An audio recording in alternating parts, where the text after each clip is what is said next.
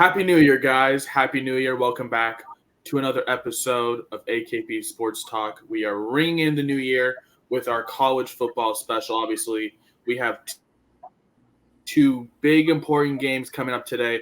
Obviously determining who is going to be playing for the national championship, in two bowl games, the Rose Bowl between Michigan and Alabama, and then the Sugar Bowl later tonight between Washington and Texas. But first, Ari, obviously ringing in the new year. That means new bankroll, new ROIs, new everything. We are resetting everything. We're washing away, obviously what happened last year, 2023, is in the rear view. Now we are in 2024. First off, how are you doing on this Monday morning? Yeah, I'm doing well. As you said, you can say new month, cleaned everything out and all that, but I think it's a completely different story when it's a new year.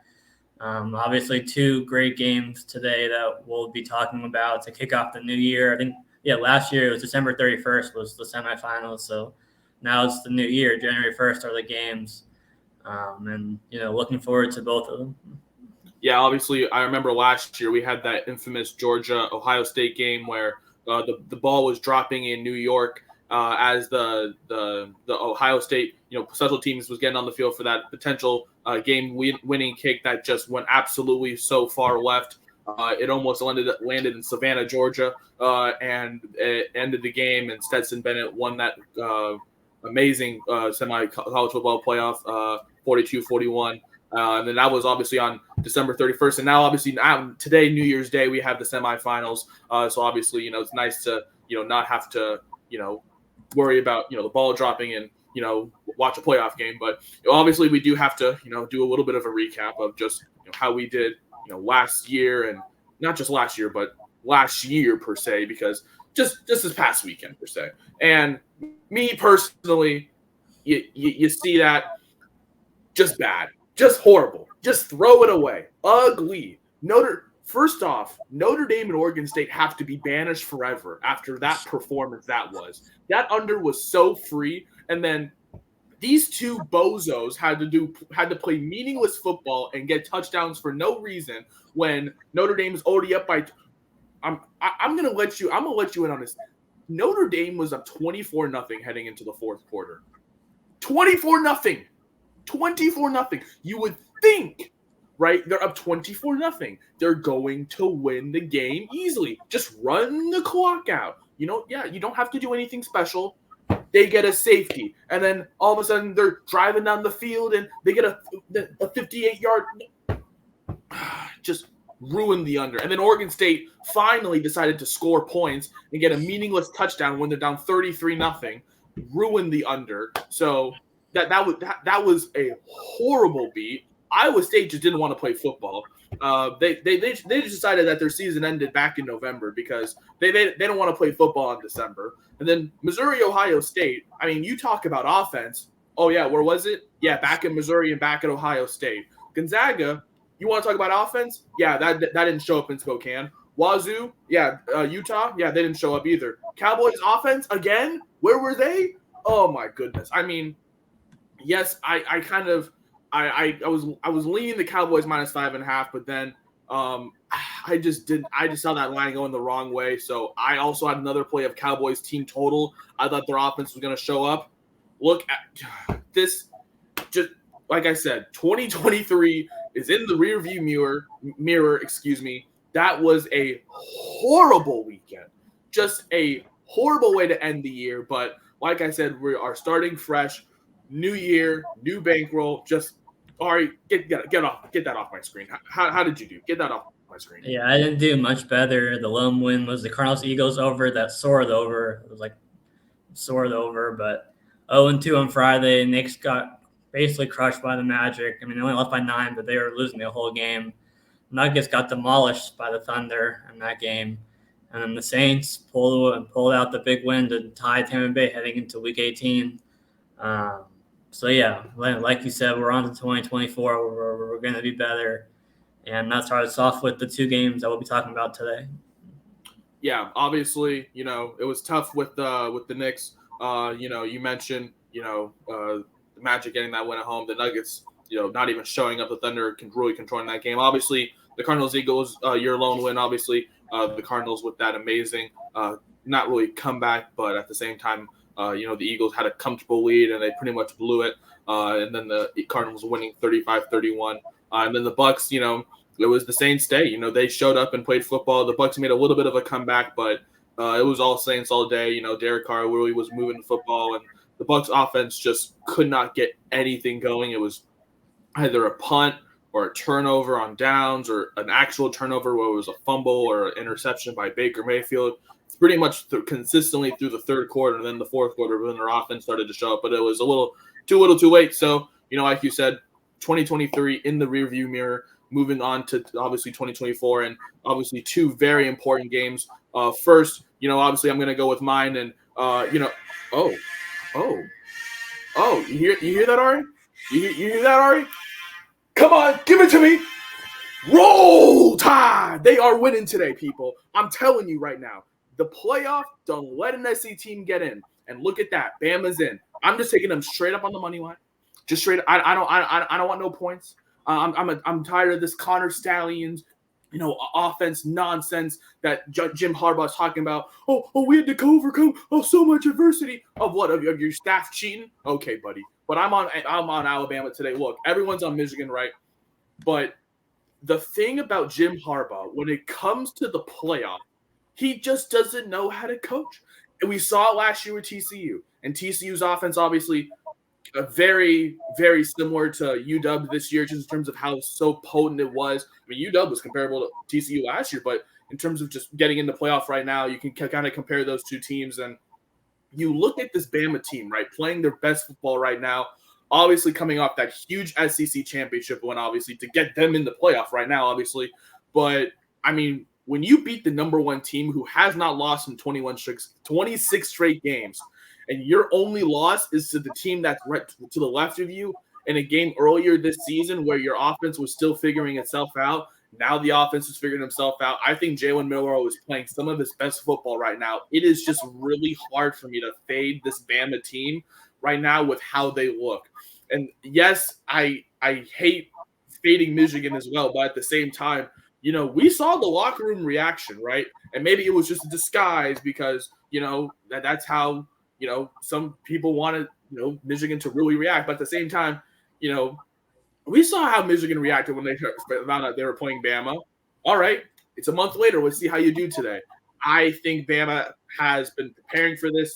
They are the more hungrier team. You look at a team that was on the outside, trying to seal their fate. They sealed their fate with beating the number one team in a game where they pretty much controlled the game. And we saw how Georgia just absolutely beat the barn burn off of FSU not even 2 days ago in the largest bowl game victory ever. They won by 60. It was horrible. And yes, Florida State had opt-outs. Georgia had 20 plus opt-out as well. So they both had opt-out. But that Georgia team lost to Alabama in a neutral site. Pretty much Georgia, I mean, honestly, it was pretty 50-50, but it's in Georgia. They lost that game in a game where Alabama controlled in terms of defense. They lost in terms of how much their offense, produced because of Mr. 007 himself, Isaiah Bond, and, how Jalen Milroe and Isaiah Bond have such a great connection, right? And I think that's going to be a really, really tough challenge, against a Michigan secondary that, has been exposed sometimes. We've seen, obviously Marvin Harrison Jr. put up big numbers, obviously in their big rivalry game, Michigan and Ohio State. And I feel like if Jalen Milroe can just avoid that pass rush that Michigan has, I feel like it's going to be a long day for that secondary.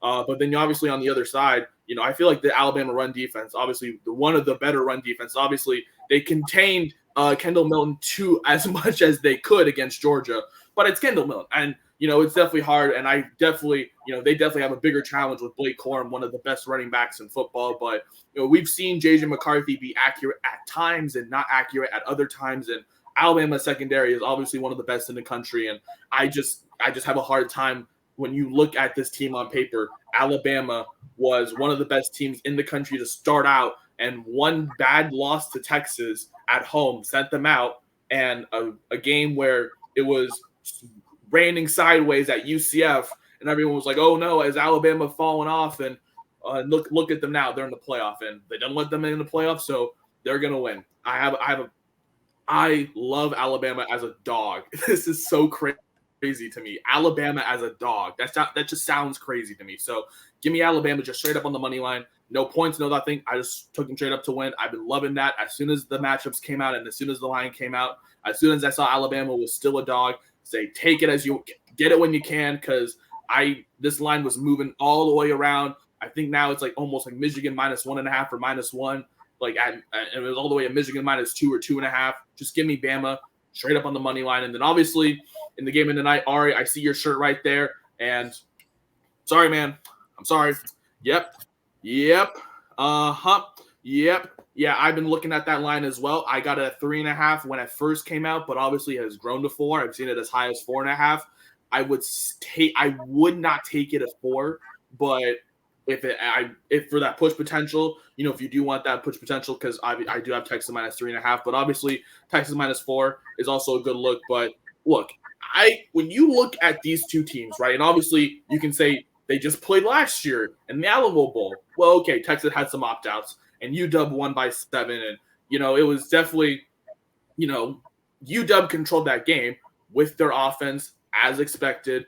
But Texas had a little bit of an urge, in the back pocket, and not only was Steve Sarkisian coaching against his former team, once again, you look at this Texas team and you look at the defense, and no one is talking about how they're a top 5 run defense. And UW obviously not the greatest run offense, but the emergence of Dylan Johnson has kind of been the key part of that offense pretty much since the UW game, the Wazoo game, the Apple Cup, obviously, and then I would say both games against Oregon, whether it was the regular season or in the Pac-12 championship. They really relied heavily on Dylan Johnson, and then we've seen Michael Penix, not be as prolific as he was to start the season, in recent weeks, and that could be a really big problem against the Texas secondary. That is not the greatest, obviously,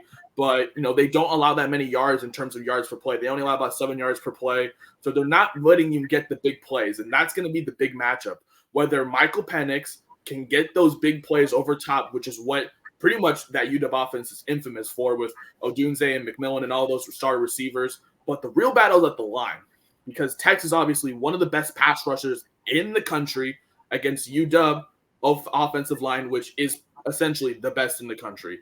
And I feel like last year in the Alamo Bowl, we didn't get that true matchup because, a lot of opt-outs on both sides of the ball, essentially, but more on the Texas side. This year, obviously, it's something to play for. Everyone's on UW, and I see why. And I've seen most people on Texas. Oh no, I've seen a lot of people on. I've seen a lot of UW +4s and UW on UW money lines. Just not even just friends, but like some potential handicappers out there. But I see why, just because of the fact that that air raid offense, and in terms of how prolific the pass offense for UW is. I see why you would take that, but I just think the battle at the line. If Texas is able to get to Michael Penix, it's going to be tough, because that has been the one caveat for this UW offense, is the fact that they're pretty much a brick wall in terms of protecting Michael Penix. No one is getting through that offensive line, but I'd say they haven't faced a defensive line as good as Texas this season. I'd say Oregon is probably the best in terms of comparison, but I think Texas does have a little bit better of an edge in terms of their defensive line. The only caveat is their secondary, which is not as strong. So that's going to be, the big matchup out there in the secondary. Those UW receivers who are so elusive at the line, they can get out in space, against the Texas secondary that, has been vulnerable to some big plays and letting up yards. I think they're allowed 321 passing, I think 321 yards a game, in terms of your defense, which is not great. Most of those coming in the air, which is, very scary.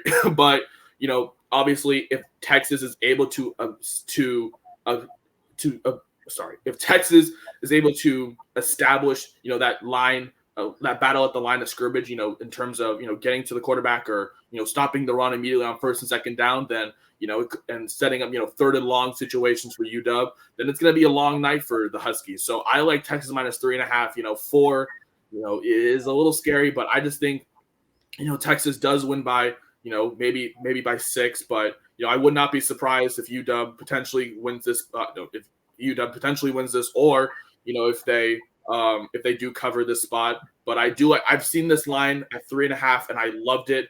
4, it's all right, but for that push potential. But I do think Texas wins this game. In terms of the battle in the trenches, I think if Texas establishes that early, then it's going to be a long night for the Husky offense. So give me Texas minus 3.5 or 4 for that push potential, and then roll Tide. Alabama in the first semi college football playoff semifinal at plus 110, straight up on the money line. Ari, I already see the shirt, but do you have a pick in the other game is the question. Yeah, we're aligned in that first game. I don't have that much else to add from what you've already said. Give me, the better coach. Give me Saban with the month to prepare for Michigan. I think, you can say they got lucky against Auburn, which they probably did with that, with that Hail Mary. But then, then they proved themselves later in the championship against Georgia, or in the next game against Georgia, which obviously is the reason why they're in this game. It mostly comes down to just the better coach and the team I trust a little bit more in the playoff, all in all. But, it's a 1.5 point spread for a reason. So, and I've seen a lot of people on both sides. So I think it will be a fun, competitive game. And then moving on to Washington, I agree that, I think the lower scoring game favors Texas, a higher scoring game favors UW a little bit. Obviously, the Huskies' defense is probably the weakest unit out of the 4 units, on both teams. But like you said, the Texas secondary isn't the strongest either. And I think Penix can take advantage of it. And, the Huskies defense did at least show a little bit more. It was a little bit better down the final stretch of the season compared to early in the year. This is just a case of me taking who I think is the better quarterback here, better offense. I think I agree that if Dylan Johnson gets limited, that'll make it a little bit tougher, obviously, on Penix, because obviously the run game opens up the pass game. But I think this is a scenario where they can have the pass game open up the run game, where you have too much coverage over the top to where even not just handing it off to Dylan Johnson, but dumping it off to him in the short passing game when you have the receivers, going deep crossers across the field can help that in a way where it's not exactly the running game, but it's a different format of the running game where you're, quick dumping off to Dylan Johnson with the middle of the field open because, Dunze, McMillan, all the receivers are running, kind of go routes or slants across the field that's kind of opening up that middle of the field for the dump off. So I think that this can be a scenario where it's the other way around, where the passing can open up the run game or the short passing game in that essence. But yeah, I've seen the line go from 3.5 to 4, 4.5, 4, 3.5. So it kind of depends on what book you're on as to what the line's at. But I think UW gets it done. So I'm taking them on the money line.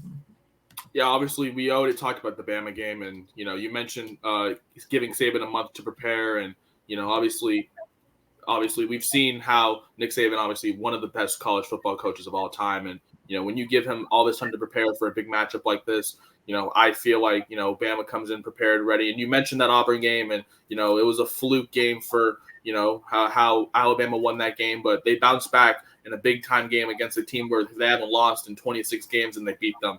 So that kind of cancels the fact that they barely beat Auburn. And then okay, you mentioned obviously the pass game opening up the run game for UW offense. I didn't even mention, and that is a good point there, especially with the short slant routes. That UW likes to run on first and second down sometimes. But I also didn't even mention the Texas offense really getting themselves going recently.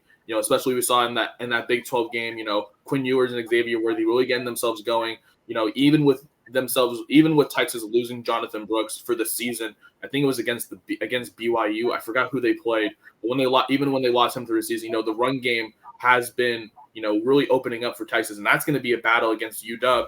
Their run defense, one of the better parts of that defense as well. In terms of, and then you mentioned obviously the secondary, has been suspect at times, but playing a lot better right now compared to where they were earlier at the beginning of the season. But as you said, it's probably just going to be a battle of maybe who can get a stop first. If Texas can obviously maybe get a stop maybe earlier in this game and maybe keep this game under. You mentioned I think Texas could potentially win this game, but if this game is maybe a little higher scoring, maybe if it's a shootout, maybe UW covers and could potentially win. But like I said, maybe Texas as well, with their offense, they put up 57 points against, a decent Texas Tech defense, and then obviously putting up points against Oklahoma State the other day. And we've seen how Oklahoma State did against a good, not good, but, Texas A&M team that had some key guys there. And then, well, obviously Texas Tech, they played Cal for God's sakes, but they beat him. They beat him, but it's Cal. But yeah, like you said, I think both games are going to be very, very fun games. Obviously, I think the Bama game is going to be a lot more defensive minded, probably a lot more closer game. And obviously, I don't know what the weather's like, but I know it has not been the greatest in LA recently. But I think it's going to be nice enough for this game. And then you mentioned Sugar Bowl. Obviously, I think it's going to be one of the more maybe a little more higher scoring. Two more prolific offenses, and not really the greatest of defenses, but obviously Texas in terms of their defensive line, maybe a little bit better of an advantage, but obviously the battle in the trenches is going to be where we're looking at. But obviously both of these games today, the college football playoff semifinals, obviously you can find both of these players on our Twitter. Down below, we will have our full card. Just for today, obviously, we want to do a little New Year's Day special with the only two big games on for the college football slate, and pretty much all of the sports slate. Everyone's looking at the college football playoff today, since it is the big games with the two big games of the day. But obviously, we're gonna have our full card posted on Twitter today, and obviously tomorrow we will have another video coming out with another full card as well. We obviously not the greatest slate in terms of sports, obviously, but we do have some NBA obviously tomorrow. As well as I believe we have some college basketball as well. So we'll definitely be looking at those lines to give you guys some best bets for tomorrow. But that's going to do it for this episode right here. That is Ari. I'm Korea. Once again, you can find our full card posted in a little bit on Twitter, AKP Sports Talk. But that's going to do it for this episode. We will see you guys tomorrow morning.